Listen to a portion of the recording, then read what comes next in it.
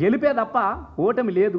మరి ఎందుకు ఆ గెలుపు ఉన్నది? ఎస్, ప్రజల కోసం నిలబడ్డాడు కాబట్టి ప్రజలు ఎన్నిసార్లు రాజీనామా చేసినా గెలిపించుకున్నారు. ప్రజలు ఎన్నిసార్లు ఆయన ప్రజల కోసం నిలబడ్డ ప్రతిసారి కూడా ఆయనను గెలిపించుకొని ఇలా ప్రజల వైపు నిలబెట్టుగా ఉన్నారు.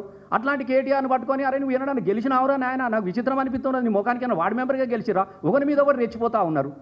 ఒకటి మీ స్థాయి తెలుసుకోవాలి కదా, మీ స్థాయి తెలుసుకొని మాట్లాడాలి కదా. కేటీఆర్ అనేది ఇలా మీరు చూస్తలేరా? ఇలా అన్ని యూనివర్సిటీలు కేసీఆర్ గారిని ఆహ్వానిస్తున్నది. లండన్ యూనివర్సిటీ ఆహ్వానించినది, అమెరికా యూనివర్సిటీ ఆహ్వానించినది. ప్రపంచ దేశాలన్నీ కూడా అద్భుతమైనటువంటి ఒక గొప్ప మేధాత్వం కలిగినటువంటి ఒక వ్యక్తి స్పీచ్ కోసం ఇలా ప్రపంచ దేశాలు పిలిపించుకొని యూనివర్సిటీలలో మోటివేషన్ చేయించుకుంటున్నది. మరి ఆయన స్థాయి ఎక్కడ? ఎందుకు మనకి రాని 10th క్లాస్ ఫెయిల్ అయిన ఏం చక్కదన్నాడు, మీ స్థాయి ఎక్కడ రా భయ్? మాట్లాడుతూ ఉంటే కొంచెం అది ఉండాలి కదా. నేనేదో పొగడత కోసమో దేనికోసమో చెప్పట్లేదు. కేసీఆర్ కొడుకు అని మాత్రం నేను ఇక్కడ మాట్లాడట్లేదు. ఆయన ఒక తెలంగాణ ఉద్యమ బిడ్డగా నేను మాట్లాడుతూ ఉన్నా. ఇలా అట్లాంటి వ్యక్తి పట్టుకొని ఏది నోటికి వస్తే అదే మాట్లాడే పద్ధతి నాకు ఇది అర్థమైతలేదు. ఒకడు బచ్చగాడు అంటాడు, ఒకడు ఇది అంటాడు, ఒకడు ఇది అంటాడు, ఒకడు ఇది అంటూ ఉంటున్నారు. ఏం తప్పు చేసిండే? కేటీఆర్ గారు చేసిన తప్పేందా అని అడుగుతా ఉన్నా. ఒకడు అంటాడు కేసీఆర్ హాస్పిటల్లో ఉన్నాడు. ఏం భాష ఆయన అనేది? అసలు నేను ఆయనకు సూటిగా నేను అడుగుతా ఉన్నా మొదటిసారి. అసలు తెలంగాణ జేఏసీ లేకపోతే నీ ఉనికి ఎక్కడదాన్ని నేను సూటిగా అడుగుతా ఉన్నా. తెలంగాణ జేఏసీ లేకపోతే ఇవాళ కొంతమంది ఎమ్మెల్సీలు కావచ్చు, అక్కడోడు ఎమ్మెల్యే కావచ్చు, కానీ ఆ ఉనికే లేకపోతే, తెలంగాణ జేఏసీ లేకపోతే మీ అడ్రస్లు ఎక్కడని నేను అడుగుతా ఉన్నా దయచేసి. అంతకుముందు మీ స్థాయి ఏంది, మీ గమ్యం ఏంది? మరి ఆ జేఏసీని పెట్టించినటువంటి వ్యక్తి కేసీఆర్ కాదా?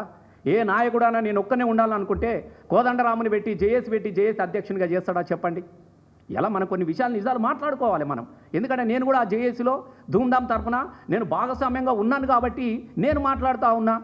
ఇలా జేఏసీ ఉంటేనే కదా ఇలా నీ నెత్తిమీనికి ఓ కండు వచ్చింది, ఓ పద వచ్చింది, ఒర్రితే ఇక దీనికి పిచ్చిలేసింది, మమ్మల్ని కడితే మా కాడ పిచ్చిలేతుందని ఒకటి వారదెంగిరు. ఇలా దాన్ని పట్టుకొని ఇక ఏమంటారు చూడు, కుక్కలకు బొక్క దొరికితే కంకుకుంటా ఎట్లా ఉందో ఆ పరిస్థితి కనబడతా ఉన్నది. ఒకరి మీద ఒకడు అంటాడు అసెంబ్లీకి రా. అరే ఆయన అసెంబ్లీకి వస్తారా భయ్? అసెంబ్లీ అనేది కొత్త కాదు కేటీఆర్కు, కేసీఆర్కు, హరీష్ రావుకు. నీకు అసెంబ్లీ పాసు ఇయ్యమంటే దొరకని రోజున కూడా ఆయన అసెంబ్లీలో తెలంగాణ కోసం మాట్లాడుతూ ఉన్నాడు కేటీఆర్. ఇది గుర్తుపెట్టుకోండి. అసెంబ్లీ పాస్, ఒక పాస్ ఇస్తావా, లోపటొచ్చి గ్యాలరీలో కూర్చుంటా అని నువ్వు బతిమలాడిన రోజున కేటీఆర్ గారు అసెంబ్లీ మైకు పట్టుకొని ఈ తెలంగాణ కోసం నా పదవిని రాజీనామా చేస్తున్నా అని చెప్పేసి మాట్లాడుతున్నటువంటి స్పీచ్లు ఉంటాయి.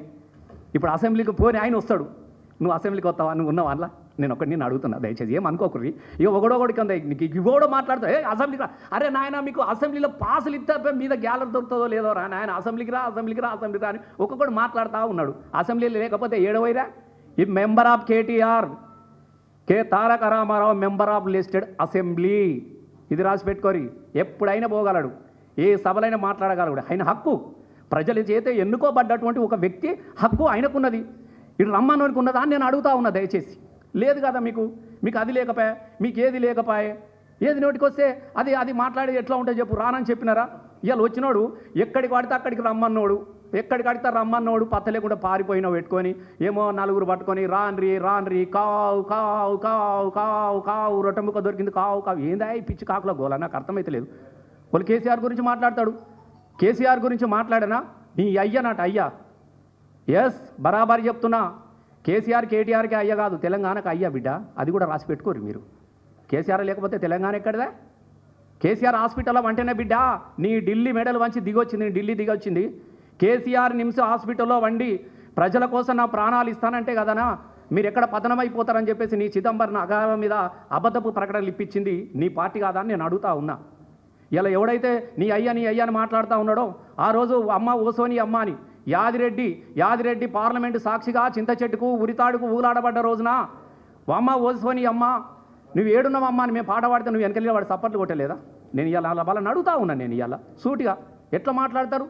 ఏ చరిత్రను వక్రీకరించి మాట్లాడుతూ ఉంటారు మీరు అన్న నేను అడుగుతా ఉన్నా. ఓడట సాగరహారంలో వీళ్ళు లేనేలేరట. అరే నాయన నీ దండం పెడతారా నాయన, సాగరహారం స్టేజ్ చేయించిందే కేసీఆర్ రా బాబు. నేనున్నాను కదా, నేనే కదా ఎగిరిన నా స్టేజ్ మీద.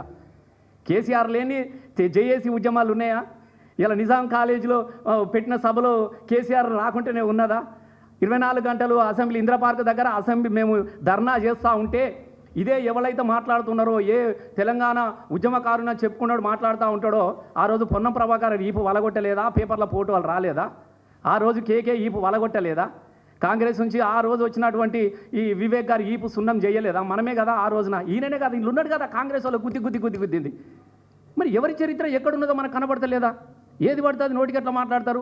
ఆ రోజు మా వినోద్ అన్న ఆ రోజు ఉన్నటువంటి మా వాళ్ళు అందరు పోయి పర్మిషన్ ఇయ్యనంటే సెక్రటరీ వెళ్ళి జానరెడ్డిని గారు కలిసి అందరిని కలిసి పర్మిషన్ తీసుకొచ్చి మేము టియర్ గ్యాస్ పడతా ఉంటే కూడా నేనే కదా పాటలు పాడింది. నా పక్కన ఎంతమంది ఉన్నారో చూసుకోరు. ఆ రోజున ఎవడు ఉన్నాడు? నీ రేవంత్ రెడ్డి ఉన్నాడు. ఓ అని జబ్బ ఉన్నాడే నీ రేవంత్ రెడ్డి. కనీసం జీవితంలో ఎన్నడన్నా నాకు తెలిసి పసిపిల్లగా నుంచి పండు ముసలోడు లెవ్వలోనోడు కూడా నేను ఉరికెత్త బిడ్డ అని ఉరికొచ్చిండు తప్ప ఎల్లెలకల వండి తెలంగాణకు అడ్డం పడ్డ ఏకైక వ్యక్తి ఎవడన్నా ఉన్నాడు అంటే ఈ తెలంగాణలో నీ దండం పెడతారు అయ్యో ఈ రేవంత్ రెడ్డి. ఎవ్వలేడు. తుపాకీ ఎక్కిపెట్టినోరి గురించి ఇలా మాట్లాడడానికి సిగ్గుండాలే కనీసం మాట్లాడడానికి తెలంగాణ అని. ఎస్, నీ అబద్ధాలను నమ్మిర్రో, నీ గారడేశాలకు నమ్మిర్రో, మీ మోసపకడం నమ్మిర్రో ఒకసారి నీకు అవకాశం ఇచ్చినాడు. ఏ పదవి కొత్తగా 10 సంవత్సరాలు నాడే కేసీఆర్ 5 సంవత్సరాలకే 18 నెలలకే ఇలా పడవబడ్డది పాతరమైంది. మీ పరిస్థితి ఎక్కడ పోయే పరిస్థితి కూడా మీకు లేదు. ఇలా అట్లాంటి వ్యక్తిని పట్టుకొని నువ్వు హాస్పిటల్ ఉన్నావు, నువ్వు అటే పోతావా నీటవుతావు, ఇదా నీ సంస్కారం? ఇదా మీ అయ్యలు నేర్పిన సంస్కారం? మీకు చదువుకున్నాను డాక్టరేట్ ఎలా బూతుల డాక్టరేట్ చేసిరా మీరు? ఎలా డాక్టరేట్ చేసినా అని అడుగుతున్నాను. నేను కూడా ఒక పిహెచ్డి స్కాలర్. నేను ఇలా మీరు కూడా చదువుకున్నారు కదా. ఇక్కడ ఒక ఆయన కూర్చున్న డాక్టర్, ఆ పక్కపండి ఇంకొక డాక్టర్ కూర్చున్నాడు. ఏం భాష మాట్లాడుతురా మీరు? సిగ్గు అనిపిస్తూ ఉన్నది నాకు, పరువు పోతూ ఉన్నది. ఒక రకంగా చెప్పాలంటే గిట్లాంటి వాళ్ళ అని అనిపిస్తూ ఉన్నది. మాట్లాడేటప్పుడు జాగ్రత్తగా మాట్లాడాలి. ఎవరి చరిత్రను ఎవడు చెరిపేయ రాదు. 100% చెప్తా ఉన్నా. మీరు 1000 జన్మలు ఎత్తినా కూడా కేసీఆర్ కాలి గోటికి కూడా మీరు సమానం కారు. దయచేసి మీరు రాసి పెట్టుకోరు. మీరు మీ చరిత్రలు ఎక్కడియా? ఏదో గుడ్డిలా మెల్లలాగా ఇలా కాంగ్రెసు ఆ శాతగానులు తలిగి మీకు అప్పచెప్పిన అంటారు చూడు, చీమలు పెట్టిన పుట్టలో పాములు దూరినట్టు నువ్వెవనివా అంటున్నా నేను. అదేదో కాంగ్రెస్ వాడు తీసుకొచ్చుకుంటే పాపం వాళ్ళని తొక్కి పారదింగి అంత తీసుకొని ఇక పెట్టుకొని తొక్కేసేసి మొత్తం పెట్టుకొని ఇక మేము ఇది చేసినాం ఒకడన్నున్న ఆడయాన్లా కనీసం. దయచేసి నేను తప్పుగా అనుకోకండి, బాధ అనిపిస్తూ ఉన్నది ఒక్కొక్కటి మాట మాట్లాడుతూ ఉంటే. వాడు ఈ భాష అంటాడు, ఒకడు ఆ భాష అంటాడు, వాడు బచ్చగాడు అంటాడు, వాడు కుక్క. ఇదా మీ సంస్కారం? ఓ పెద్ద మనుషులను పట్టుకొని మీరు ఇదా సంస్కారం అని మేము అడుగుతూ ఉన్నాం. మేము ఇలా ఒక్కొక్కటి మేము ఇప్పుడు కూడా మేము చెప్తా ఉన్నాను. ఇలా ఇదొక్కటే కాదు, తెలంగాణ ప్రతివానికి ఫ్యాషన్ అయిపోయింది. కేటీఆర్ని తిడితే పేపర్లలో వస్తుంది, హరీష్ అన్నని తిడితే పేపర్లలో వస్తుంది, కేసీఆర్ని తిడితే పేపర్లలో వస్తుంది, యూట్యూబ్లలో వస్తుంది, సెన్సేషన్ న్యూస్ వస్తుంది. గిదాని కోసమా? అందుకే మేము ఏం అడుగుతున్నామనంటే ఆ మాట అనే ముందు నిజాలు తెలుసుకొని మాట్లాడాలి. మీ ముఖాలకు ఎన్నడూ మళ్ళీ చెప్తా ఉన్నా, ఇది చివరి పాలన కాంగ్రెస్ పాలన. నేను మళ్ళీ తాపకి చెప్తున్నా, మరణ వాంగ్మూలాన్ని రాసిస్తాను మీకు పాత్రికేయుల సాక్షిగా. ఇది మళ్ళీ గెలిస్తే నా తలకాయని తీసేసి గాంధీ భవన్ కాడ వేలాడగట్టురా. నేను మరణ వాంగ్మూలం కూడా రాత. వీళ్ళ జీవితంలో ఇంకా రారు. ప్రజలు విసిగిపోయిర్రు. వీళ్ళ మాటలు భరించలేని పరిస్థితులు వచ్చినారు. టీవీలు అత్తే అబ్బో బంద్ చేయరు అంటారు. అమ్మతో చెప్తారు, చూడకుండానే డిలీట్ చేస్తారు యూట్యూబ్లలో. గట్లాంటి చండాలమైనటువంటి భాష, మదమెక్కినటువంటి అహంకారం, పదవిలతో విర్రబిగుతూ మాట్లాడేది మంచి పద్ధతి కాదు అని చెప్పేసి నేను చెప్తా ఉన్నా. ఇలా నేను సూటిగా చెప్తున్నా. అద్దెంకి దయాకర్ కూడా నాకు మిత్రుడే, జేఏసీలో పనిచేసినాం.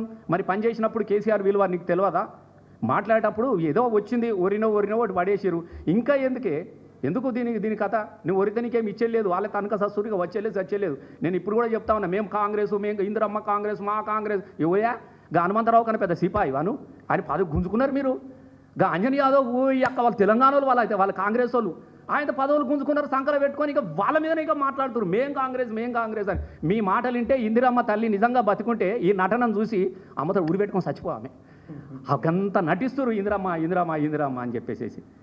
నేను ఒకటే చెప్తా ఉన్నా, స్థాయి తెలుసుకొని మాట్లాడండి, గొప్పగా ఎదగండి, ఎవరు వద్దంటలేరు. ఎస్, పాలన మీద చర్చ పెట్టండి. అడిగినారు ఇలా హరీష్ అన్న కూడా అన్నాడు, మరి ఇప్పుడు నీళ్ళెట్లు ఇచ్చారు? పాలముల నీళ్ళెట్లు వచ్చినాయి అంటున్నా నేను. ఇలా గోదావరి మీద చర్చ పెట్టండి.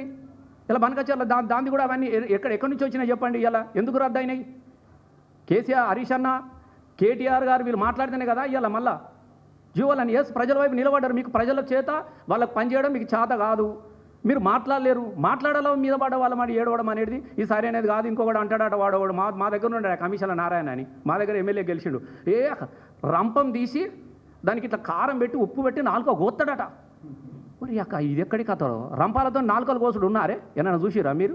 ఏం భాషనే అని ఇది? పెద్ద సిపాయిలుగా రంపాలతో కొయ్యారు నాయన, లందలకై తోలు తీస్తారు, తిత్తి తీస్తారు. ఒక కత్తి ఉంటుంది మాకు, కత్తి సీయలు కొత్తారు, దాంతో దొడ్డు కారం పెట్టి దొడ్డు పువ్వు వేసి